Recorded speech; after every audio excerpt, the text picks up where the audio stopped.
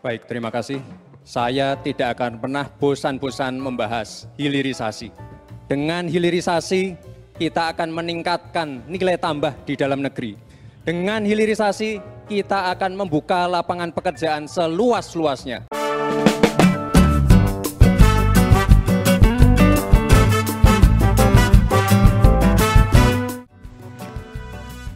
Belakangan ini, kita sering mendengar istilah hilirisasi.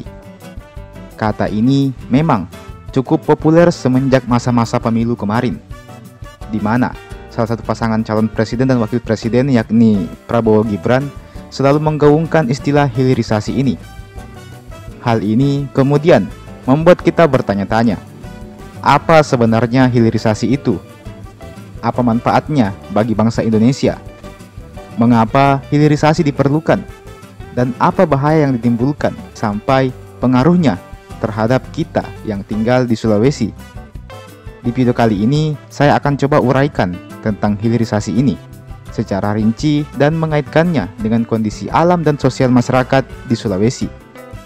Tapi sebelum lanjut, jangan lupa untuk like dan subscribe channel ini terlebih dahulu, agar channel ini bisa terus memberikan informasi dan hiburan kepada kita semua.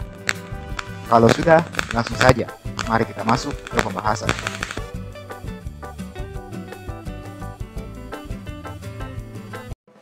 Hilirisasi adalah sebuah proses atau strategi yang bertujuan untuk meningkatkan nilai tambah suatu produk atau komoditas. Hal ini dilakukan agar bahan baku atau sumber daya alam dapat menjadi barang yang lebih kompleks dan memiliki nilai tambah yang lebih tinggi. Secara sederhana, hilirisasi adalah proses mengubah sumber daya alam menjadi barang jadi siap pakai yang pas dijual nanti harganya bisa lebih tinggi. Sebagai contoh, anggap saja di kampungmu ada banyak rotan. Orang-orang di sana setiap hari mengambil rotan tersebut dan langsung menjualnya begitu saja. Harga rotan kita anggap saja sekitar 5.000 per kilo. Para warga pun tiap hari asik berjualan rotan, dan hal ini dilakukan selama bertahun-tahun. Sampai pada akhirnya, ada satu orang warga yang menyarankan, daripada kita cuma jual rotan saja, kenapa itu rotan tidak kita olah saja dulu? Jadi tas, jadi meja, jadi kursi, dan barang-barang lainnya. Warga pun mengikuti saran tersebut, dan mengolah rotan tadi menjadi kursi, meja, dan lain-lain. Pas dijual, ternyata harga satu kursinya bisa mencapai 500.000, dan harga mejanya bisa mencapai 1 juta per buah. Inilah yang disebut dengan hilirisasi. Daripada kita jual bahan mentah yang harganya murah, kenapa kita tidak effort sedikit dan mengolah sendiri bahan mentah kita menjadi bahan siap pakai yang harganya tentu lebih mahal.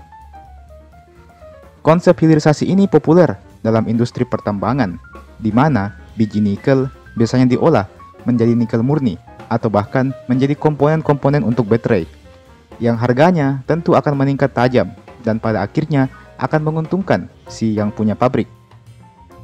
Hilirisasi ini menjadi program unggulan pemerintah dalam rangka mendorong industri pengolahan dalam negeri dan memberikan nilai tambah bagi negara tersebut. Hilirisasi pada prakteknya dapat diterapkan pada berbagai macam sumber daya alam, mulai dari pertambangan, kelautan, kehutanan, dan masih banyak lagi.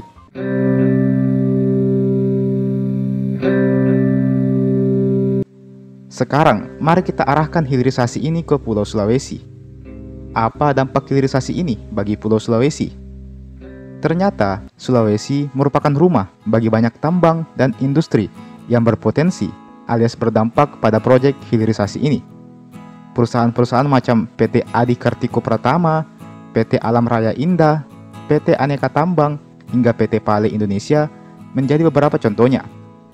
Industri tambang ini tersebar di berbagai penjuru provinsi Sulawesi, ada di Sulsel, di Sulteng, Sulawesi Utara, dan Sulawesi Tenggara juga ada.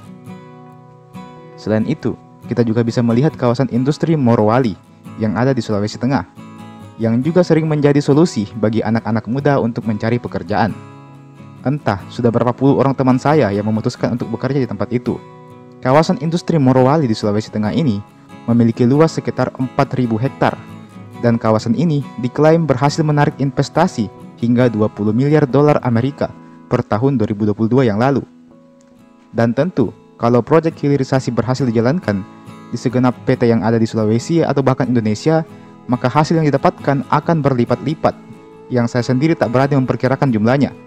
Lagian itu juga bukan uang saya kok, ngapain saya hitung. Intinya jumlahnya sangat besar lah pokoknya. Hilirisasi dianggap sebagai alat untuk mengembalikan kekayaan alam Indonesia kepada pemiliknya. Alat untuk menaikkan derajat bangsa kita. Bahwa kita tak mau jadi bangsa yang jual barang mentah dengan harga yang murah. Kita bisa mengelola sendiri bahan mentah kita jadi produk yang siap pakai dan bisa kita jual dengan harga yang berlipat-lipat. Di satu sisi, hilirisasi ini tentu membuka lapangan pekerjaan.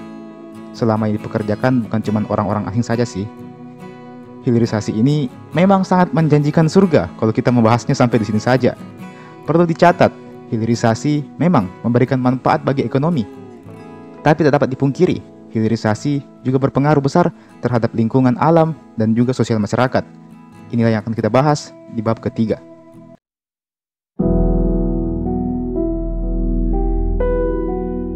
Hilirisasi memiliki potensi untuk memberikan manfaat ekonomi yang signifikan.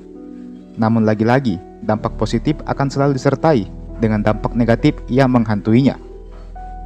Kesenjangan sosial adalah bahaya pertamanya. Hilirisasi memang menciptakan lapangan kerja, meningkatkan pendapatan negara. Namun, di satu sisi, menimbulkan kesenjangan sosial dan ekonomi bagi daerah yang tak punya industri untuk dihilirisasi. Jadi, orang-orang, bahkan pemerintah, hanya akan berkonsentrasi pada daerah tertentu saja.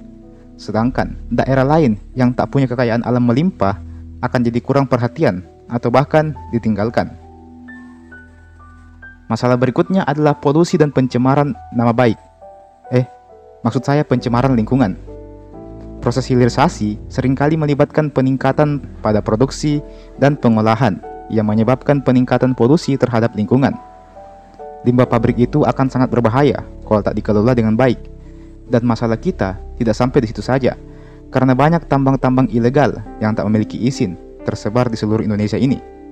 Mereka yang tak berizin ini kadang tidak mengikuti prosedur dan membuang limbahnya secara sembarangan. Akibatnya, sungai jadi tercemar, ikan-ikan pada mati, orang-orang kesulitan mencari air bersih, udara dipenuhi polusi, dan mengakibatkan gangguan pernapasan dan masih banyak lagi dampak yang ditimbulkan. Masalah berikutnya adalah ketergantungan kita pada investasi asing. Dalam beberapa kasus, hilirisasi ini dapat membuat suatu negara menjadi lebih bergantung pada investor asing. Akibatnya akan menimbulkan masalah kalau semisalnya si investor ini tidak mau lagi berinvestasi di negara kita. Jadi memang hilirisasi ini menguntungkan, tapi semoga kita tak terlalu menggantungkan harapan pada satu proyek ini saja.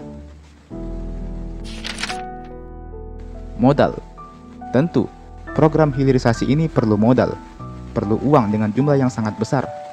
Ibaratnya, kalau biasanya kita cuma langsung mengontrak seorang guru saja untuk mengajar, kini kita harus menyekolahkan guru tersebut sampai sarjana, baru kemudian kita kontrak dia untuk mengajar di sekolah kita. Biaya yang diperlukan tentu lebih besar dari sebelumnya. Biaya hilirisasi ini mencakup penelitian, pengembangan, pembangunan infrastruktur, pelatihan tenaga kerja, dan insentif untuk menarik investasi dari sektor swasta.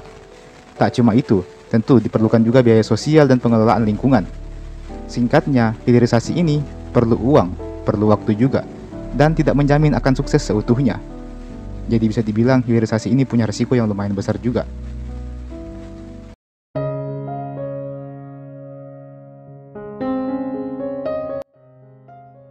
Hilirisasi adalah program yang baik secara konsep. Kalau penerapannya juga baik, maka hasilnya akan baik juga. Meskipun akan butuh waktu dan biaya yang tak sedikit untuk mencapai itu semua. Bisa dibilang, pemerintah sedang mencoba hal-hal baru, yang dimana akan ada resiko besar yang menanti itu semua. Saya lupa bilang, kalau dampaknya tidak hanya dari dalam saja, tapi juga dari luar, di mana pihak-pihak asing pasti akan menentang hal ini.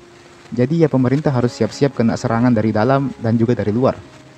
Tapi kalau kita berbicara hasil yang didapatkan, maka saya rasa akan sangat menguntungkan. Kalau hilirisasi berhasil, maka mimpi Indonesia menjadi negara maju tidak akan jadi isapan jempol belaka lagi.